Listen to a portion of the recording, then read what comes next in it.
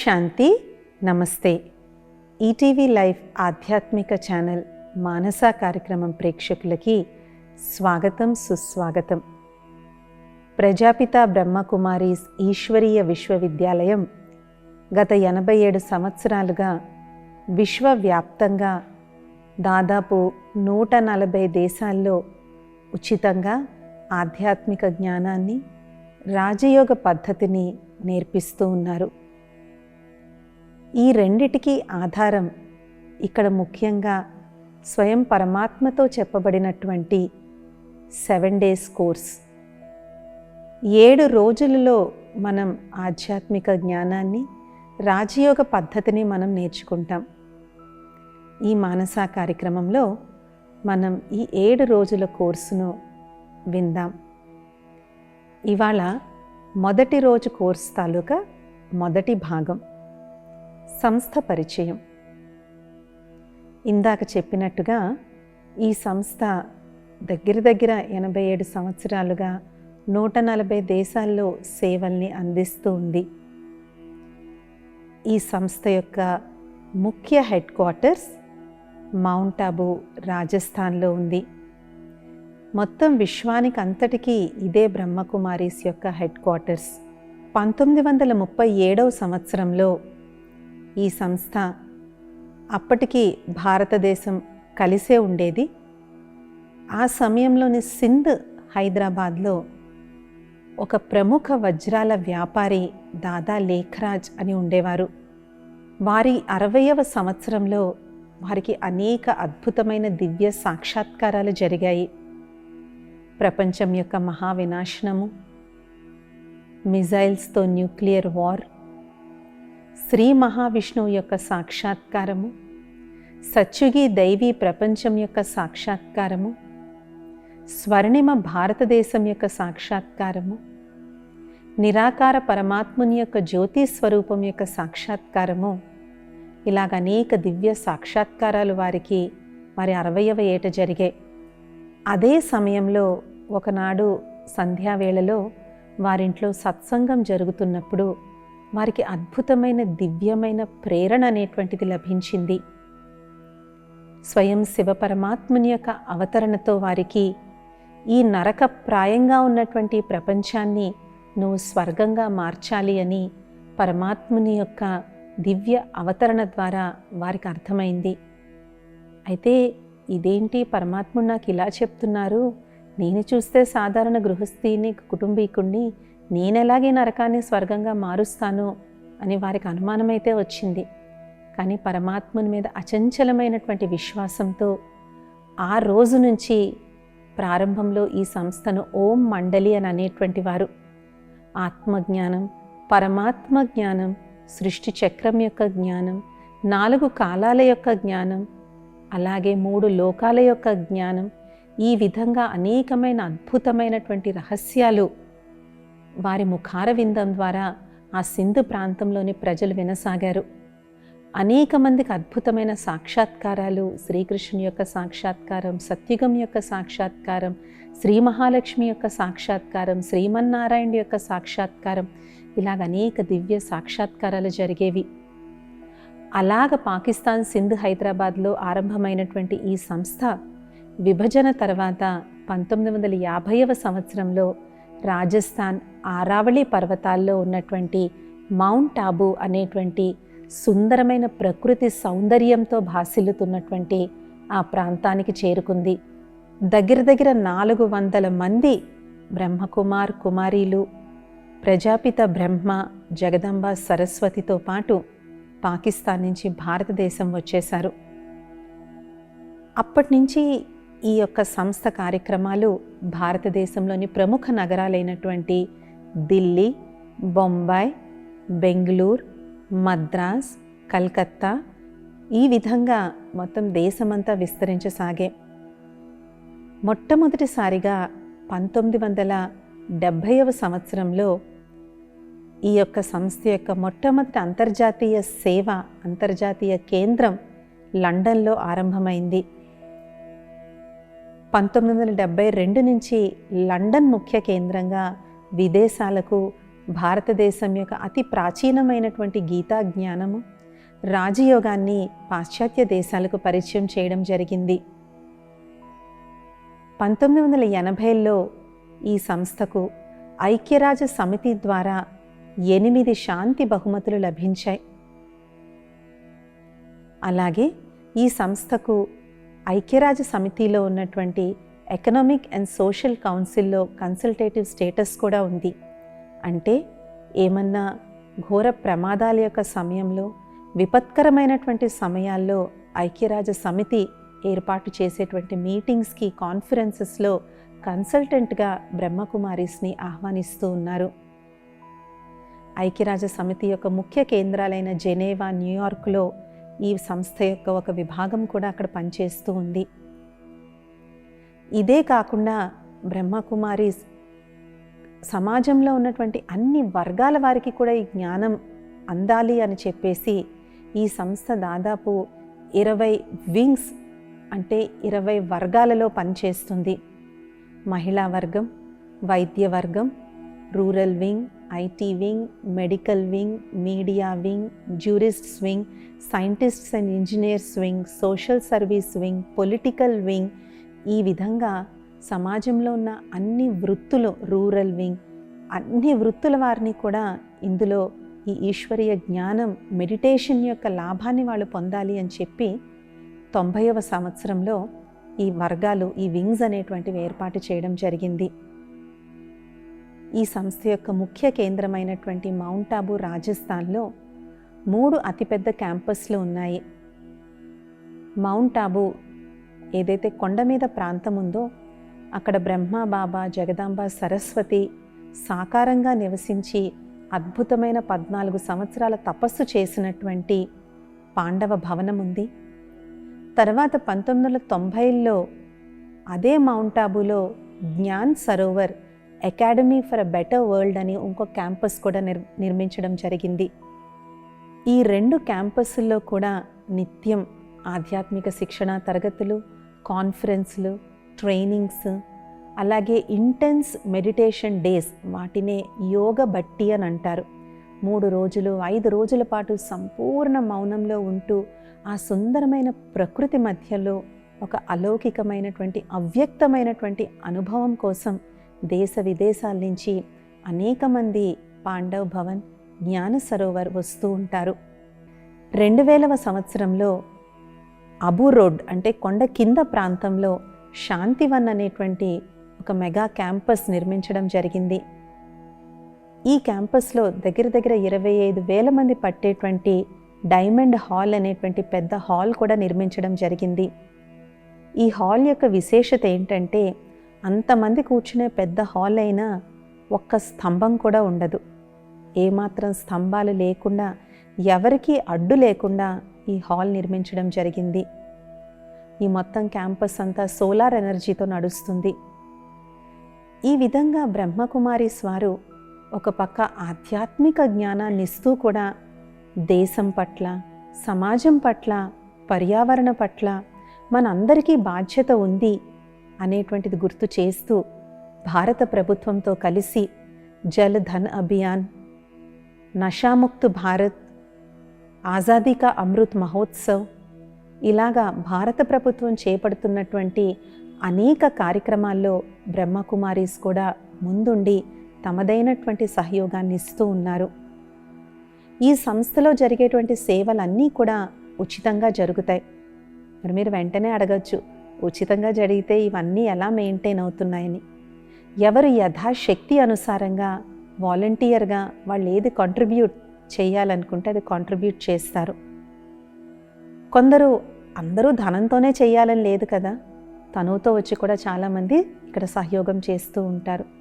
వారిలో ఏ నైపుణ్యం ఉందో, ఏ వృత్తిని వాళ్ళు పాటిస్తున్నారో ఆ విధమైనటువంటి సేవలు ఇక్కడ అందిస్తూ ఉంటారు.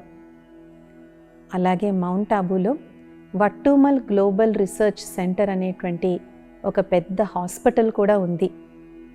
ఈ హాస్పిటల్ మౌంట్ ఆబూలో ఉన్నటువంటి ఆదివాసీ తెగలకి, అక్కడ నివసిస్తున్నటువంటి జైన్ ధర్మం యొక్క ఎవరైతే ఫాలోవర్స్ ఉంటారో వారికి, అలాగే అక్కడ ఉన్నటువంటి సన్యాసులకి, సాధువులకి ఉచితమైనటువంటి వైద్యాన్ని అందిస్తూ ఉంది. కరోనా సమయంలో కూడా రాజస్థాన్ గవర్నమెంట్తో కలిపి గ్లోబల్ హాస్పిటల్ ఎన్నో vaccination programmes, corona awareness programmes, mask distribution ప్రోగ్రామ్స్ను కండక్ట్ చేసింది. ఇక్కడ పనిచేసేటువంటి చాలామంది డాక్టర్స్, నర్సెస్ వృత్తిరీత్యా డాక్టర్స్, నర్సెస్ అయ్యి ఇప్పుడు వారి జీవితాన్ని ఈ గ్లోబల్ హాస్పిటల్లో సమర్పితం చేసి అక్కడ డాక్టర్స్ అండ్ నర్సెస్గా సేవలు అందిస్తూ ఉన్నారు. ఈ విధంగా ఈ సంస్థ ఆధ్యాత్మికంగా, సామాజికంగా కూడా పురోగతిని సాధిస్తూ దినదిన ప్రవర్ధమానంగా వృద్ధి చెందుతూ ఉంది. ఇది ఈ సంస్థ యొక్క చాలా సంక్షిప్తమైనటువంటి పరిచయం. www.brahmakumaris.org అనే వెబ్సైట్కి వెళ్ళినట్లయితే ఈ సంస్థ యొక్క ఇంకా అనేక విషయాలను మీరు తెలుసుకోవచ్చు. బ్రహ్మకుమారి సంస్థలు మారుమూల పల్లెటూరుల నుంచి మహానగరాల వరకు విస్తరించున్నాయి. వీటి అడ్రస్లు మీకు చాలా సులువుగా దొరుకుతాయి. మీరు ఒక్కసారి బ్రహ్మకుమారీస్ యొక్క ఏ ఆశ్రమానికైనా విచ్చేయండి. మీ దగ్గర ఏ విధమైన ఫీజు కూడా తీసుకోవడం జరగదు. ఇంకా ఈ సంస్థ గురించి అనేక విషయాలను మీరు తెలుసుకోవచ్చు. సేవా కార్యక్రమాల్లో మీరు భాగంగా కూడా అవ్వచ్చు. ఇప్పుడు మనం ఈ 7 days కోర్సులో మొట్టమొదటిగా ఇచ్చేటువంటి అతి ముఖ్యమైనటువంటి జ్ఞానం ఆత్మజ్ఞానం గురించి తెలుసుకుందాం. ఆధ్యాత్మికత అంటే ఏంటి అని ఎవరినైనా అడిగితే బేసిక్ డెఫినేషన్ ఏం చెప్తారు? స్వయాన్ని తెలుసుకోవడం. కాబట్టి ఇప్పుడు మనందరము కొన్ని సెకండ్ల పాటు కళ్ళు మూసుకుని ఒక చిన్న ప్రశ్న వేసుకుందాం. నేను ఎవరిని? Who am I? मैं कौन हूँ? ఇప్పుడు మీకు ఏం జవాబులు వస్తున్నాయో ఆ జవాబుల్ని వినండి. మీకేం జవాబులు తడుతున్నాయి?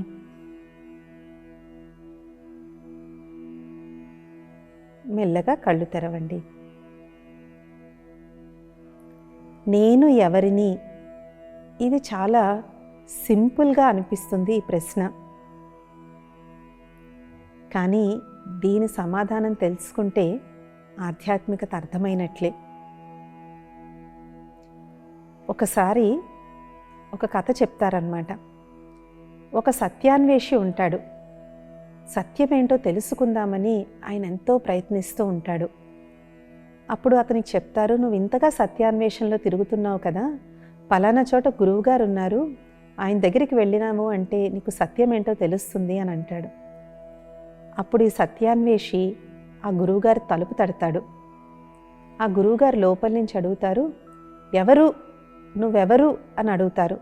ఇప్పుడు సత్యాన్వేషి అంటాడు, ఆ జవాబు కోసమే మీ దగ్గరికి వచ్చాను స్వామి అని అంటాడు. కాబట్టి నేను ఎవరిని అని తెలుసుకోవడం జీవితంలో సత్యాన్ని తెలుసుకోవడం. ఇప్పుడు ఇంకొక ఎక్సర్సైజ్ చేద్దాం. మీరు మీ ఇష్ట దైవం ముందు ఉన్నారు.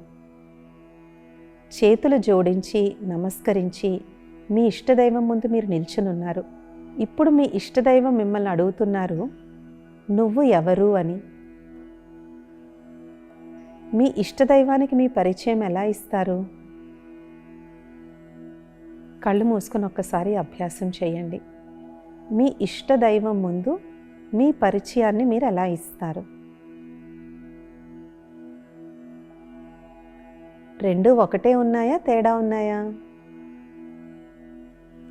నేనెవరిని అని మొదట వేసుకున్నప్పుడు సర్వసాధారణంగా మనకు గుర్తొచ్చేటువంటి జవాబులు మన పేరు, ఊరు, ధర్మం, మతం, కులం, వృత్తి, విద్య, ఆర్థిక స్తోమత, ఆస్తులు, పాస్తులు. అదే దైవం ఎదురుగుండా వెళ్ళి నేను ఎవరు అని చెప్పగానే, స్వామి, అమ్మ తల్లి, నేను నీ భక్తుణ్ణి, నేను నీ సంతానాన్ని, నేను నీ బిడ్డను, ఇంకా ఉంటే నేను పాపిని, నేను ఎన్నో పాపాలు చేశాను తల్లి, నా పాపాలను కాపాడు స్వామి. నేను అజ్ఞానిని, నాకు జ్ఞానాన్ని ప్రసాదించు తల్లి అని ఈ విధంగా వేడుకుంటాం. సో ఈ రెండిటిలో ఏది నిజం? ఎందుకంటే సత్యం అనేటువంటిది ఒకటే ఉంటుంది, రెండు ఉండవు కదా. మరి ఏది నిజం? మనం శ్రీమద్ భగవద్గీత ఏదైతే సర్వశాస్త్రాలకు తల్లి ఉందో అందులో మొట్టమొదట మొదలయ్యేటువంటి జ్ఞానమే ఆత్మ జ్ఞానం. మనిషిని ఇంగ్లీష్లో హ్యూమన్ బీయింగ్ అని అంటారు. హ్యూమన్ అనేటువంటిది హమస్ అనేటువంటి ఒక గ్రీక్ పదం నుంచి వచ్చింది. అంటే దాని అర్థం మట్టి అని. ప్లస్ బీయింగ్ అంటే చైతన్యము, చైతన్య శక్తి. ఈ రెండు కలిసినప్పుడే మానవుడు అవుతాడు. రక్తమాంసాలు, ఎముకలు, కండరాలు ఇవన్నీ కూడా ప్రకృతి యొక్క పంచతత్వాల నుంచి తల్లి గర్భంలో తయారవుతాయి. ఇలాంటి కళేబరంలో చైతన్య శక్తి అయినటువంటి ఆత్మ ప్రవేశించినప్పుడు అది జీవుడు, హ్యూమన్ బీయింగ్ అని అనబడతారు. కాబట్టి human plus being equals to human being. దీన్ని మనం చాలా సులువుగా అర్థం చేసుకోవాలి అంటే, మనం కొత్తగా ఇల్లు కట్టుకున్నప్పుడు కరెంటు కనెక్షన్ పెట్టుకుంటాం. కరెంటు వాడు కరెంట్ ఇచ్చి వెళ్ళిపోతాడు, కానీ దాంతో సరిపోతుందా? ఆ కరెంటును మనం వినియోగించుకోవాలి అంటే బల్బులు, ఫ్యాన్లు కొనుక్కోవాలి. అప్పుడే ఆ కరెంటు యొక్క ఉపయోగం మనకి లభిస్తుంది. అదేవిధంగా ప్రకృతితో తయారైనటువంటి ఈ దేహంలో ఎప్పుడైతే చైతన్య శక్తి అయిన ఆత్మ ప్రవేశిస్తుందో అప్పుడు అది ఈ శరీరాన్ని వాడుకుంటుంది. ఎప్పటి వరకు అయితే ఆత్మ ఈ శరీరంలోకి ప్రవేశించదో అప్పటి వరకు ఇది కేవలం ఒక యంత్రం వంటిదే. చూడండి, ఒక చాలా ప్రముఖ వ్యక్తి హాస్పిటల్లో అడ్మిట్ అయ్యారనుకోండి, ఎంత హడావిడి చేస్తారు. పలానా మినిస్టర్ గారు అడ్మిట్ అయ్యారండి, మినిస్టర్ గారు అని వారికి ఎంతో గౌరవం ఇస్తారు. కానీ ఒక్కసారిగా ఆత్మ ఆ శరీరం నుంచి వదిలి వెళ్ళిపోయింది అంటే దాన్ని ఏమంటారు? బాడీ అనేస్తారు. బాడీ మార్చరీలో ఉందండి, బాడీని పోస్ట్ మార్టంకి తీసుకెళ్ళాము, లేదంటే వాళ్ళ ఇంట్లో వాళ్ళకు వచ్చి ఏమని చెప్తారు, వచ్చి బాడీని తీసుకెళ్ళండి అని అంటారు. అప్పటి వరకు వారి పేరుతో ఆనందరావో రాంప్రకాషో ఏదో పేరుతో సంబోధించింది ఒక్కసారిగా ఆత్మ ఆ దేహాన్ని వదిలి వెళ్ళిపోగానే అది కేవలం ఒక బాడీ కింద అయిపోతుంది. కాబట్టి ఆత్మ ఈ శరీరానికి అంత విలువైనటువంటిది. దీనికి మొత్తం ఉనికి, దీని యొక్క అస్తిత్వము, దీని యొక్క మనుగడ కూడా ఆత్మ ఈ శరీరంలోకి ప్రవేశించినప్పుడే ఉంటుంది. అదేవిధంగా శరీరం కూడా ఎంతో విలువైనటువంటిదే. అద్భుతమైనటువంటి భగవంతుని సృష్టి ఈ శరీరం. ఇప్పటికీ శరీరాన్ని పోటీ అయినటువంటి యంత్రం ఈ సృష్టిలో ఇంకొకటి లేదు. మహామహామేధస్సు గల కంప్యూటర్ కన్నా అప్పుడే పుట్టిన పాప ఇంకా చాలా తెలివైంది. కాబట్టి ఈ శరీరము కూడా ఎంతో విలువైనటువంటి ప్రకృతి ప్రసాదం. కాబట్టి ఆత్మ శరీరము కలిసి కర్మ అనేటువంటివి చేస్తాయి. ఒక కారును నడిపేటువంటి డ్రైవరు ఎక్కడ కూర్చొని నడుపుతాడు? ఎక్కడైతే మొత్తం కంట్రోల్స్ అన్నీ ఉన్నాయో అక్కడే కూర్చుని కారు నడుపుతాడు. ఎవరైనా వెనక సీట్లోని కూర్చుని కారు నడపాలి అని అనుకున్నట్లయితే అందరూ ఏమంటారు? వెర్రివాడి కింద చూస్తారు, అసలు నీకు డ్రైవింగ్ వచ్చా అని అడుగుతారు.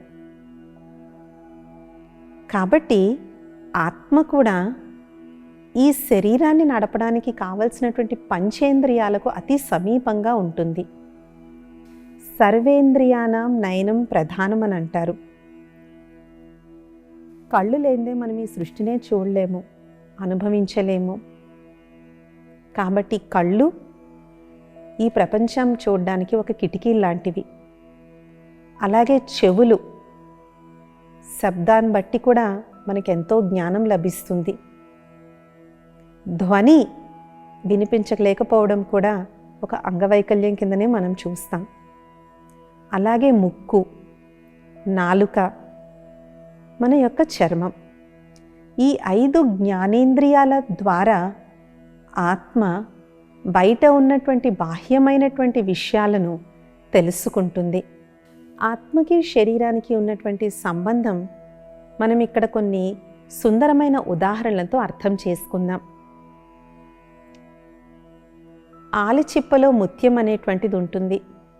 కాబట్టి ఆలిచిప్పల కోసం లోతైన సముద్రాల్లోకి వెళ్ళి స్వచ్ఛమైన ముత్యాల కోసం ఆలిచిప్పను వెతుకుతూ ఉంటారు.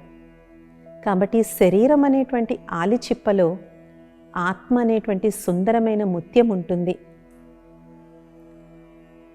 ఈ యొక్క ఆలిచిప్ప ఆత్మను కప్పివేస్తుంది. కాబట్టి శరీరమే కనిపిస్తుంది తప్ప ఆత్మ కనిపించదు. కానీ ఆ ముత్యమే లేకపోతే ఆలిచిప్పకి విలువ ఉంటుందా? విలువ అనేటువంటిది ఉండదు, తీసి పక్కన పడేస్తాం. కాబట్టి బయటికి ఎంత సుందరంగా ఉన్నా ఈ దేహము, ఇందులో ఉన్నటువంటి ముత్యమైనటువంటి ఆత్మకే విలువ అనేటువంటిది ఉంటుంది.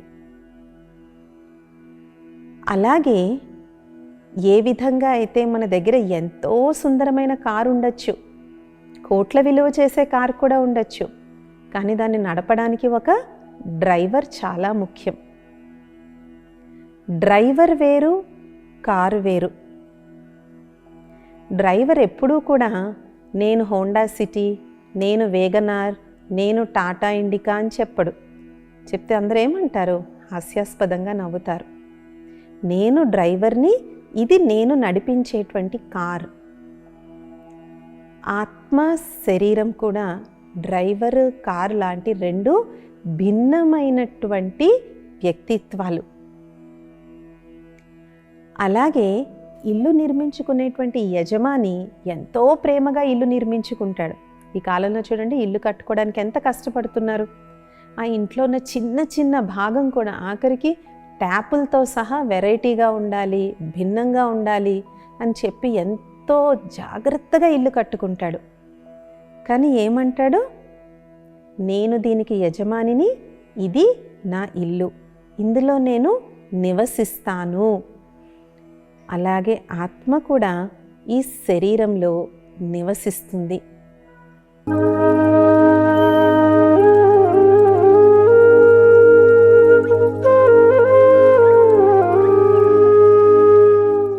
ఈ కార్యక్రమాన్ని తిరిగి చూడాలనుకుంటే www.youtube.com/@ETV Life Spiritual లో చూడవచ్చు.